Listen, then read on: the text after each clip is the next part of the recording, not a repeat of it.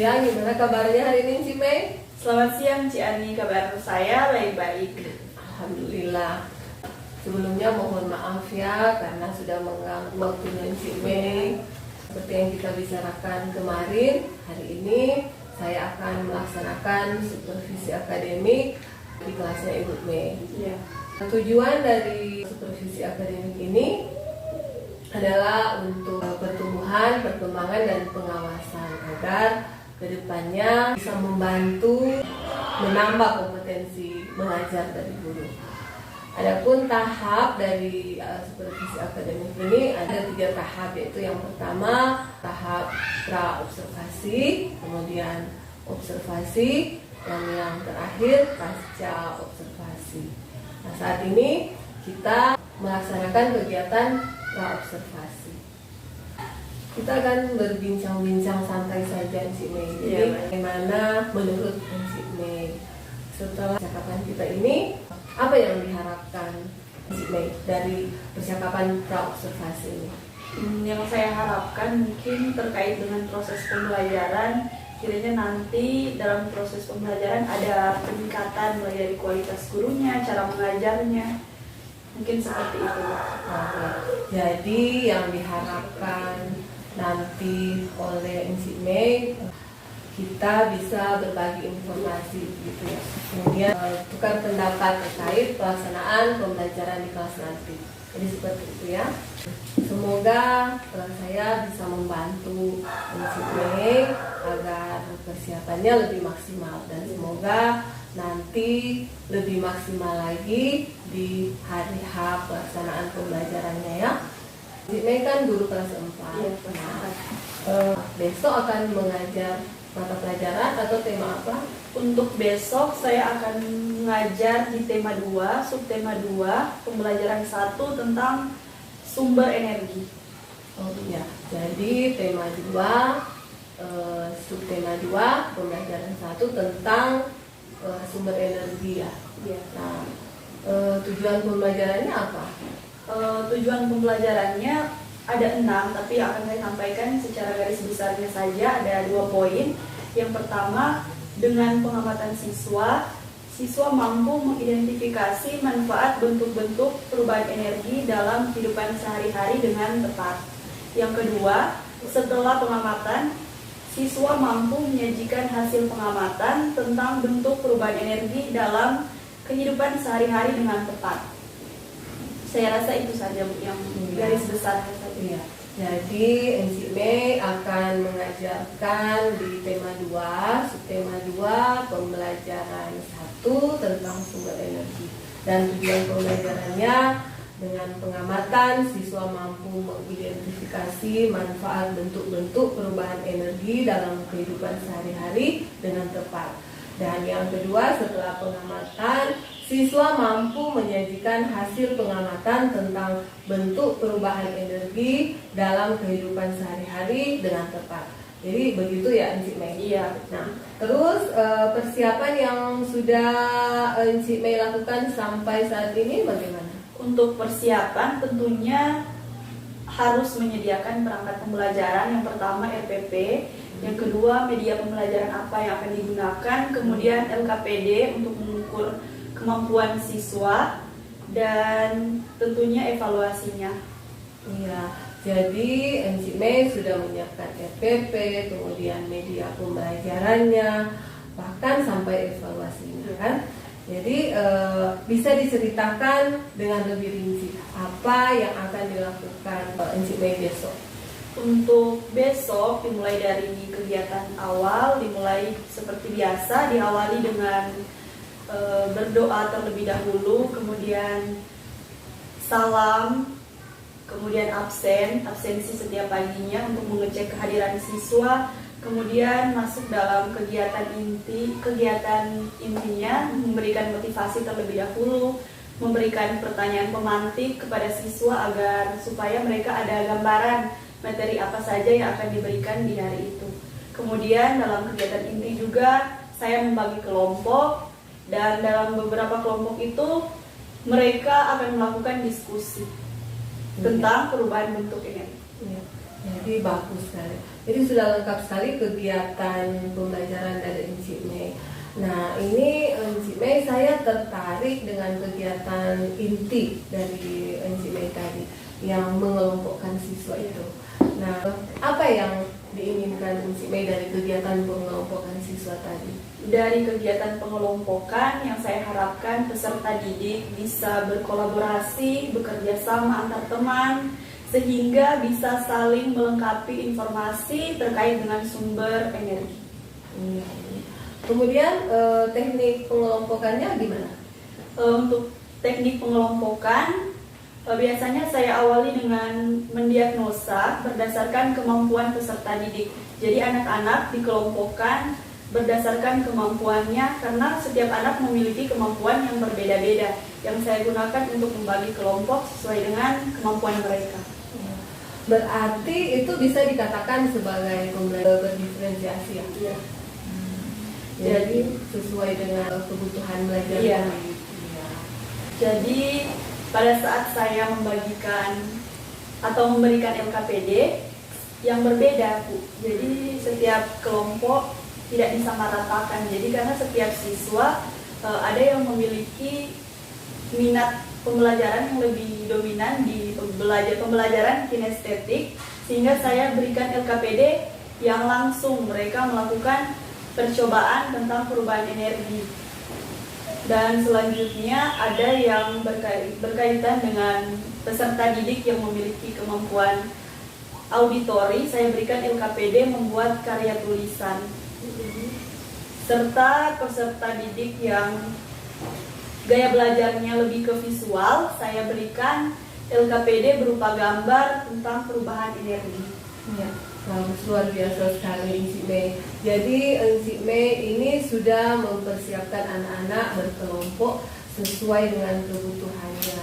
Jadi terutama di sini berdasarkan profil ya, gaya belajar siswa. Iya, betul sekali. Luar biasa. Nah, selain itu tadi, apa kendala yang akan Ibu dapatkan nantinya? Yang menjadi kendala biasanya pada saat membuat diagnosa awal terkait dengan karakter siswa. Nah, sehingga saya nanti bisa benar-benar tepat dalam mengelompokkan siswa berdasarkan kemampuan, didasarkan kemampuan itu. Jadi saya memberikan LKPD yang tepat untuk memberikan murid berdasarkan kemampuan. Jadi diagnosa awalnya itu yang menjadi kendala. Oh iya. Jadi ada ya kendala yang dihadapi ketika kita maksudnya melaksanakan pembelajaran, terutama untuk pengelompokannya. Nah, tentunya Encik Mei sudah mempersiapkan apa yang akan dilakukan untuk mengatasi kendala-kendala itu. Untuk mengatasi kendala itu, saya memberikan seperti yang tadi saya katakan LKPD yang berbeda sesuai dengan kemampuan siswa. Jadi Encik Mei kan akan melaksanakan diagnosa awal terlebih dahulu ya. Iya. Bagus sekali. Ini sudah luar biasa sekali.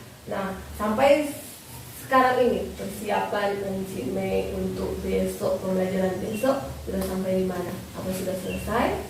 Sebelum saya belum selesai mempersiapkan untuk besok, mungkin masih ada beberapa yang kurang.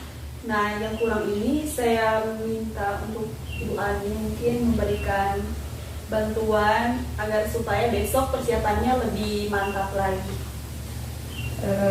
Ya, siap, saya siap membantu Encik Mei. Nah, oke, dari ini dari yang sudah Encik Mei sampaikan tentang persiapan pembelajaran tadi.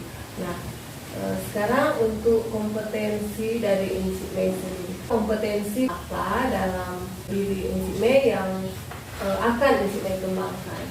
Saya rasa pada kompetensi yang akan saya kembangkan, kompetensi pedagogi yang terkait dengan perangkat pembelajarannya sampai dengan pelaksanaannya. Saya rasa itu, Bu. Ya. Nah, sehubungan dengan kompetensi yang ingin Encik Mei kembangkan, Iya. tentunya ada strategi-strategi yang akan dijalankan. Nah, seperti apa strategi itu? Untuk strateginya seperti yang saya sampaikan tadi, yaitu menyiapkan RPP, kemudian LKPD sampai pada evaluasinya. Itu untuk kompetensi pedagogik. Sedangkan untuk mengembangkan kompetensi kepribadian, bagaimana saya ini bisa melayani kebutuhan murid-murid dan bagaimana saya mengontrol emosi ketika melaksanakan pembelajaran bagaimanapun kondisi di kelas. Oke Bu MC Mei, jadi persiapan tadi dari MC Mei sudah sangat luar biasa. Nah, semoga besok pembelajaran MC Mei lancar dan sukses ya. Oke, amin. Semoga Ya, jadi bisa berjalan dengan lancar. Ya, jadi terima kasih MC Mei atas waktunya, dan setelah kegiatan observasi nanti besok akan ada perbincangan lagi untuk hasil observasi. Oke. Jadi sekarang silakan MC Mei melakukan persiapan untuk besok. Oke, terima kasih. Sama-sama.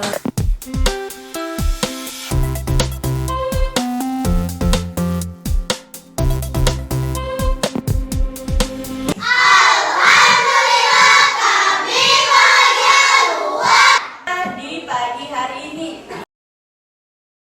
Teman-teman, sebelum kita belajar, mari kita berdoa. Mulai.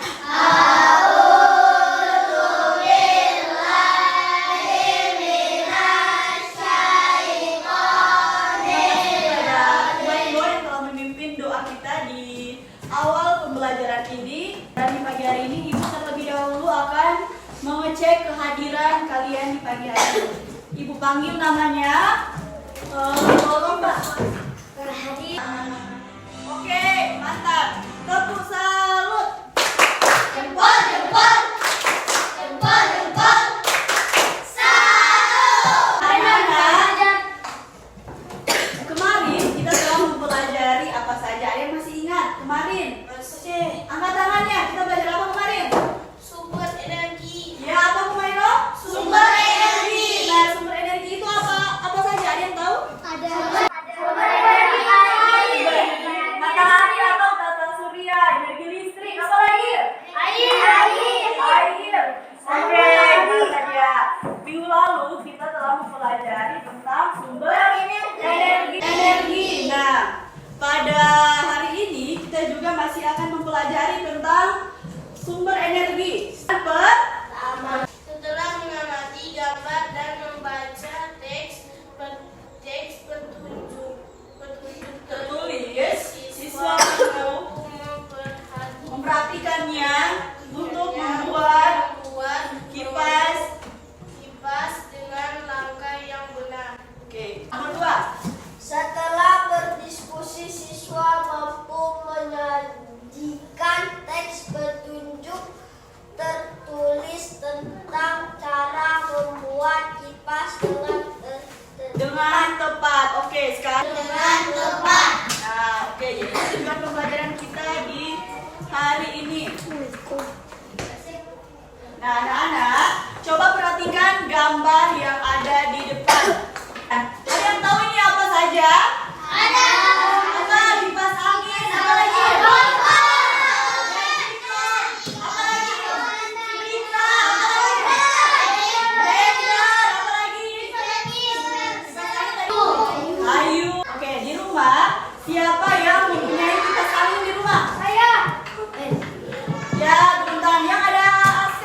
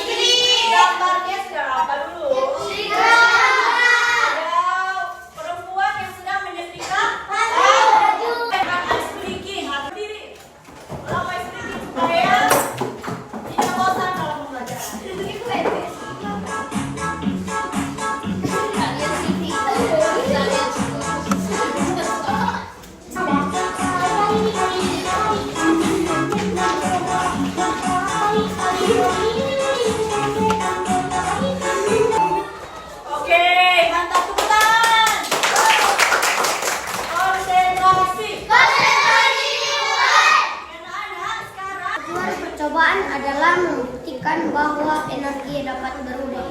Energi panas menjadi energi kinetik. Betul jawabannya? Betul. Oke, tepuk salut untuk kelompok 2. Tepuk salut. Jempol, jempol. Jempol, jempol. Sekarang Ibu akan bertanya kepada kelompok 3. Tadi alat-alat yang digunakan apa saja? Alat-alat percobaan tadi adalah kertas origami, gunting, korek, pensil, benang, dan lilin. Oke, betul jawabannya? Betul. Tepuk salut untuk kelompok 3. Tepuk salut. Jempol, jempol. Jempol, jempol. Salut. Nah, sekarang yang terakhir. Untuk kesimpulannya, tolong kelompok 4 berikan kesimpulan dari percobaan kita tadi. Kesimpulan berdasarkan percobaan dapat disimpulkan bahwa energi panas dapat berubah menjadi energi gerak yang dibuktikan dengan menggerak kertas ketika terkena panas. Oke, betul jawabannya? Betul. Oke, jadi tadi perubahan apa energi panas menjadi energi kinetik. Jadi tepuk salut untuk kelompok 4 yang sudah memberikan kesimpulannya. Tepuk salut. Jempol, jempol. Jempol, jempol. Oke, mantap, tepuk tangan. Silakan kembali ke tempat duduk masing-masing. Tadi kita sudah belajar apa saja? Membuat Apa? membuat Pembuatan tujuh. Tes pembuatan. Apa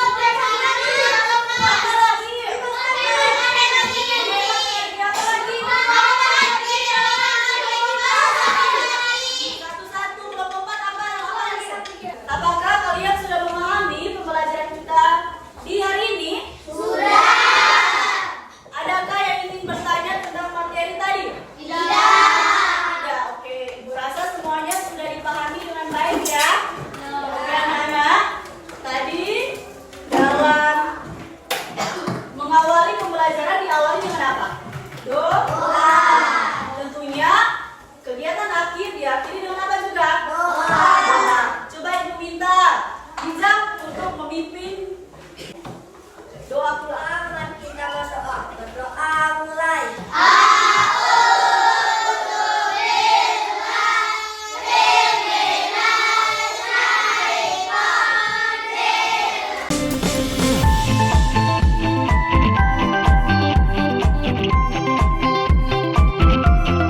Jalan membuat LKPD sampai pada evaluasi ya. Jadi sudah lengkap persiapan dari NC Mei. Nah, menurut NC Mei, hal-hal apa saja yang sudah berjalan baik dan hal-hal apa saja yang harus diperbaiki? Oke, baik. Jadi setelah lalu saya melakukan pembelajaran, tentu saja saya sudah menyiapkan RPP, LKPD maupun media pembelajaran dengan sangat baik dan hasilnya juga sangat baik dilihat dari antusias dari peserta didik. Tapi ada juga hal yang perlu ditingkatkan, yaitu keberanian dari peserta didik dalam melakukan presentasi. Saya rasa itu. Jadi saya setuju Encik Mei. Nah, kemarin saat melaksanakan observasi di kelasnya Encik Mei, saya juga melihat anak-anak begitu antusias. Jadi Encik Mei berhasil membuat anak-anak antusias dalam belajar. Nah, sedangkan terlihat juga bagaimana keberanian dari murid untuk presentasi masih kurang ya. Ya, jadi dari hal-hal yang perlu diperbaiki tadi. Nah, apa yang Encik Mei lakukan agar kedepannya tidak terjadi lagi hal seperti itu? Ya, mungkin saya akan memberikan strategi yang berbeda dari sebelumnya. Saya akan memberikan strategi dengan memberikan gambar yang berbeda kepada peserta didik. Misalnya siswa 1 diberikan gambar A, kemudian siswa 2 diberikan gambar B.